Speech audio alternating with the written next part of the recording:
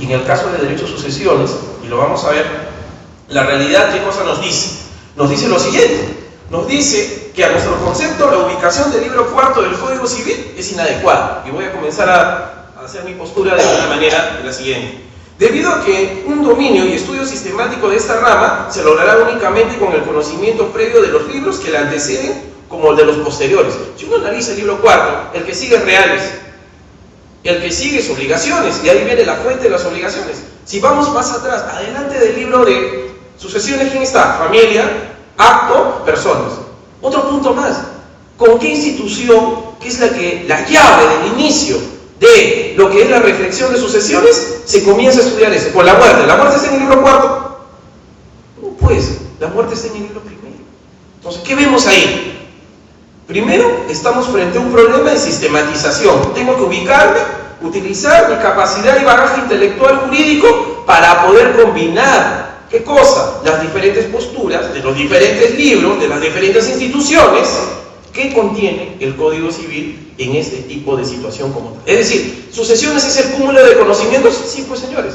Ahora, ¿está ordenado? No. ¿Quién queda ese trabajo? A nosotros. La gente que está vinculada con el derecho y en particular con el derecho civil. Luego nos dice, a la fecha, ¿no?, el acontecimiento que hace surgir esta materia es la muerte, pues. Y la muerte no se encuentra dentro del libro cuarto, sino en el libro primero del Código. Y aquí traigo a acotación una palabra que ha sido mencionada por Henry, amigo de toda la vida, que es el orden antropomorfo de organizar el Código Civil. Comienza, ¿no? Personas, acto, ¿no?, familia y sucesiones. Pero ahí no cabe el Código, pues. Todavía faltan 6 libros más. Entonces, ahí viene el aspecto patrimonial, doctor. Sí, pues viene el aspecto patrimonial, pero ese aspecto patrimonial no lo tomas en cuenta para sucesiones. O sea, tú vas primero hasta la esquina y retrocedes. Es un camino que hay que tomar en cuenta. Por último, a la fecha entonces, vamos a seguir algunas reflexiones del maestro Benjamín Aguilar Llanos, que nos dice que es necesario un replanteamiento de sus instituciones, como la indignidad. Prueba de ello en los últimos años, ¿cuántos casos ha habido de indignidad de padres a hijos? Que no solo han sido de conocimiento familiar o social, sino pública e internacional, diría yo. Luego, el tema de la calidad de heredero, la petición de herencia y la responsabilidad de cada uno de estos frente a la sociedad. ¿Cuál es la realidad del libro cuarto? Vamos a seguir reflexionando, vamos a ir avanzando un poco más rápido. Sigue la sistemática del Código del 36, primer pecado, si decimos así jurídico. ¿Y por qué decimos primer pecado? Porque la realidad de sistematización, y así decían los maestros en la universidad, el Código de Sucesión, el libro de sucesiones es el que menos ha cambiado con respecto al eminente Código de 1936. Entonces, si me piden a mí en el 2014 aplique la sistemática del 36, ¿no creen que ya ha pasado suficiente tiempo? Segunda reflexión. Las fuentes que se utilizaron, y así lo manifiesta en una crítica ácida del doctor Guillermo López Luca de Tena hacia el doctor Lanata, que fue el ponente de ese libro, se utilizaron en su elaboración, solo fueron la alemana, la española y la francesa, estando ya vigentes, si decimos así, la italiana, que se ha mencionado en familias, se ha mencionado en reales, estando vigente la portuguesa, con las cuales se pudo haber enriquecido el libro de sucesiones como tal. Situaciones o motivaciones o gustos intelectuales hicieron que no se tomara en cuenta el código portugués y el código italiano del 42, vanguardistas para su época, sobre todo desde el punto de fuentes de obligaciones. Nadie me puede negar que el libro del Código Civil italiano respectivo tiene una inminente influencia como tal, y no se tomó en cuenta.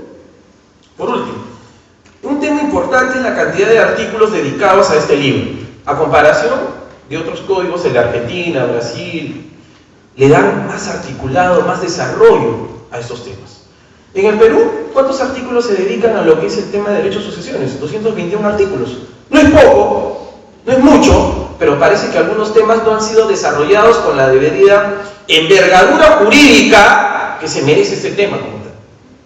Si uno leía, yo lo hacía en la mañana en la universidad, el libro, ¿no?, como si fuera un cuento, un libro de literatura, no para memorizar, porque el código no debe memorizarse, sino que tiene que ser estudiado de manera institucional. El libro de sucesiones mezcla todo: reales, actos, personas, familia, dicho sea de paso, pero también aspectos procesales. Entonces, ¿qué es lo que pasa ahí? Hay situaciones, pues, que si uno no está preparado, es como si tú te difieras, ¿no?, con una avalancha de conceptos que al final son difíciles de asimilar.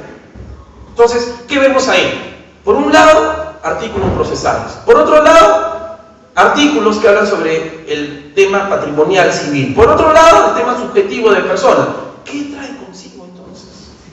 Una mezcla que sin querer ha ocasionado confusión, desfase y sobre todo una mala interpretación para este tipo de cosas.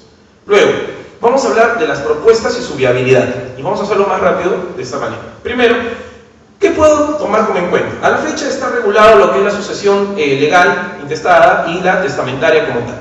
¿Qué tal si vemos un tema de una sucesión contractual?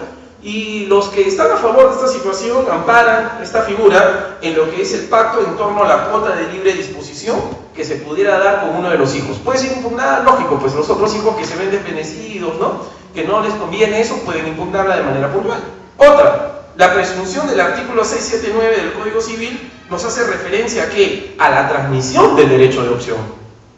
Luego, lo que dice el artículo 819, debe ser más amplio y no limitarse a la existencia de los hijos, es decir, únicamente los descendientes, ¿no? Para eso está, por ejemplo, el heredero voluntario o la figura de legatario, ¿sí o no?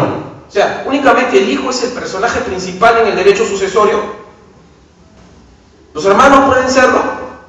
Sí. Entonces vamos por ahí, por ese tema. O sea, hay una amplitud de conceptos que tienen que ser enriquecidos. Y por último, podría aplicarse la desheredación colateral, figura no regulada a la fecha. Por ejemplo, ese tema sí es controversial, ¿no? Si tomamos en cuenta que si no tienes ascendientes ni descendientes, pero si tienes hermanos o primos, ¿cómo podría aplicar esa situación en la realidad actual que mueve socialmente este tipo de temas? Otro punto, por ejemplo, sería de una vez sacar ya, y así lo hicieron tanto en las reformas de la Comisión del 96, del 2006 y del 2011, es sacar la figura de la cuarta falsina. Figura romana que ya no tiene razón de ser dentro del articulado de lo que es el libro cuarto del Código Civil. Luego, el 723 debe ser más específico en torno a la forma de cálculo y medición de la legítima. El Código no le dedica ni siquiera un solo artículo a esa situación, que puede ocasionar dificultades entre todos los interesados. Otro punto, no debe existir la rigurosidad de los artículos 881, 812, 813 del Código Civil, situación que bien puede ser manejada por los artículos del acto jurídico dedicados a la nulidad como la nulabilidad. ¿De qué cosa hablan esto?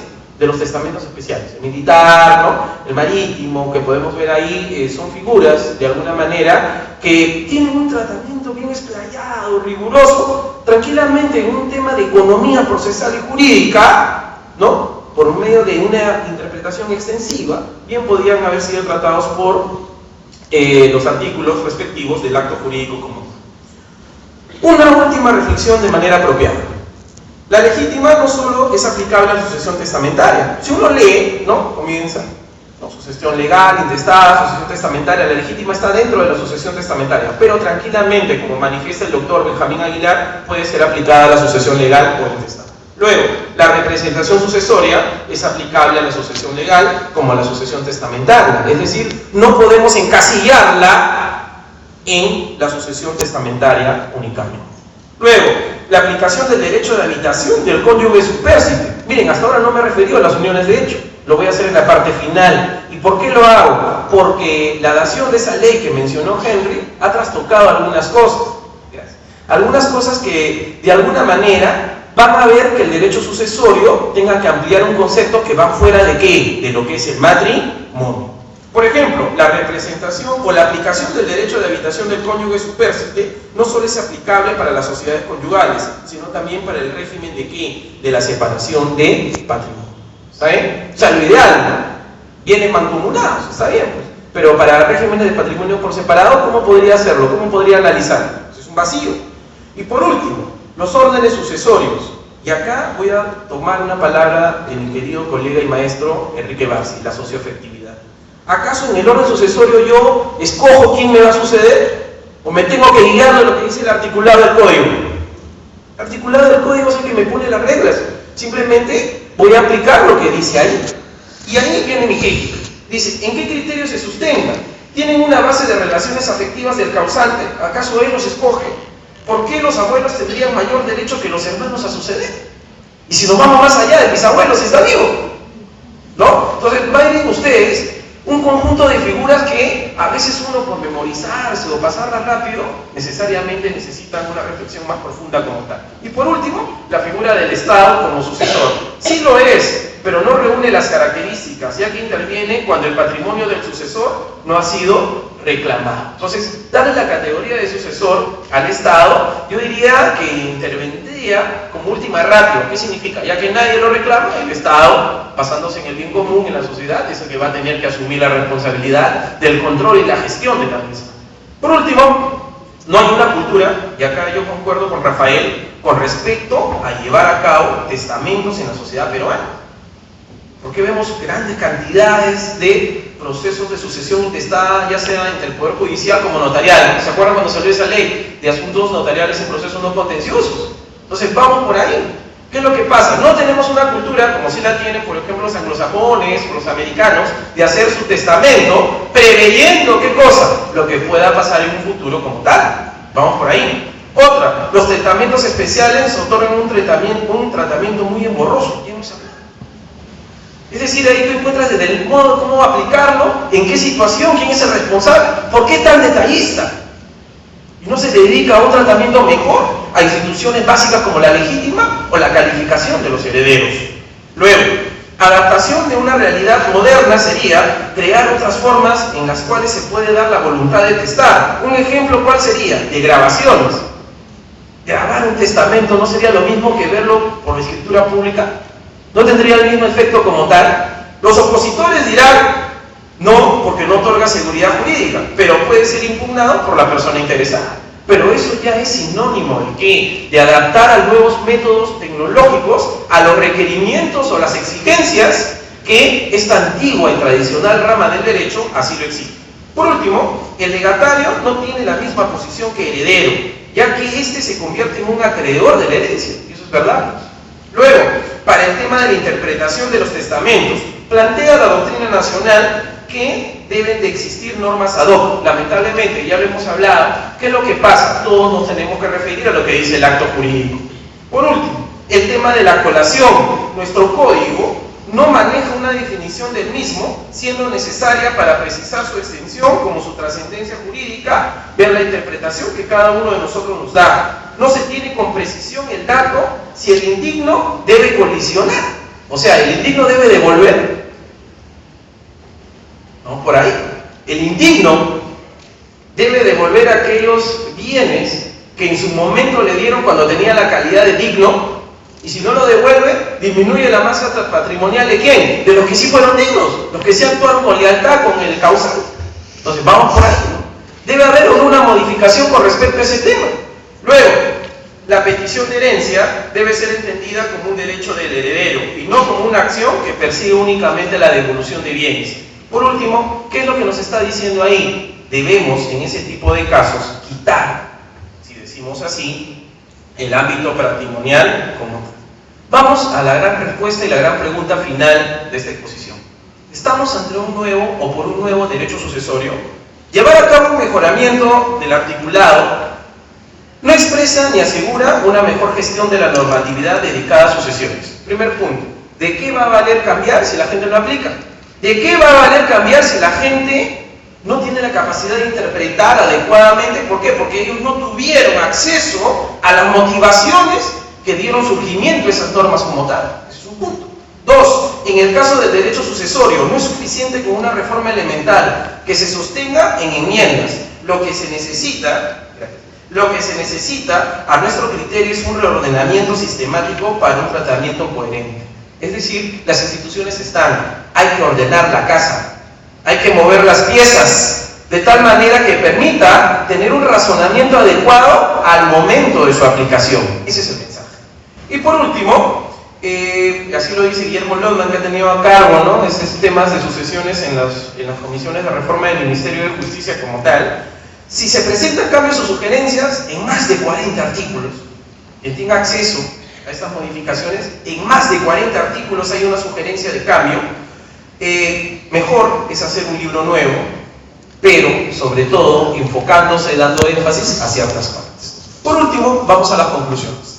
Consideramos que las nuevas percepciones de familia, y aquí coincido con Henry, y la realidad social han trastocado el derecho de sucesión. Para nadie eso es mentira, eso es una gran verdad. Estamos ya en el 2014 y las situaciones, queramos o no, han trastocado nuestro derecho, el de familia y de sucesión, de mayor manera. Luego, por lo que se debe de buscar un sinceramiento. Miren ustedes, ¿para qué creo tantas normas si no las sé interpretar? Si no las sé aplicar. ¿Por qué voy a crear otro libro si lógicamente las personas que lo han hecho viven encerradas en un estudio o no viven la realidad que es donde se va a hacer aplicable?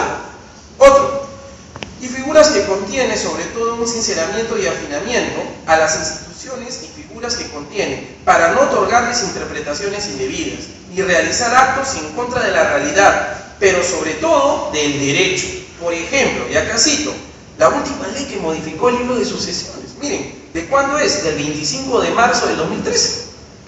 ¿Qué es? La ley 30.007, la que habla justamente del reconocimiento de derechos sucesorios al integrante sobreviviente de la unión de hecho, en la que se le da un tratamiento equivalente a la del cónyuge. Situación que, coincido con Henry, no puede darse. Se habla de igualdad, pero ¿cómo interpretar esa igualdad, pues, señores? Ahí va el punto. Y por último, el objetivo, y esto es lo que debemos enfocarnos y sobre todo es lo que debemos de esperar en el tratamiento de este libro, de toda reforma o cambio, es que la misma regule de manera clara, resalto esa palabra, de manera clara. Confundir no quiere decir que el código sea más técnico, más difícil. Ya lo decía el eminente Juan José Cay, cuando hizo el código del 36, que el código era accesible para toda persona, y así debe ser el código civil. O sea, ¿el código civil es privilegio de un abogado? ¿El código civil es privilegio de un hombre de derecho? No, el código civil debe ser privilegio de todos. Si utilizo tecnicismos, si utilizo palabras que no se van a entender, no se van a poder aplicar, ahí viene el error. Y por último, entonces vuelvo a repetir, el objetivo de toda reforma o cambio es que la misma regule de manera clara el tratamiento de la transmisión sucesoria y se desarrolle de manera clara y precisa. Ese debe ser el objetivo de cambio en una futura reforma del derecho de sucesiones.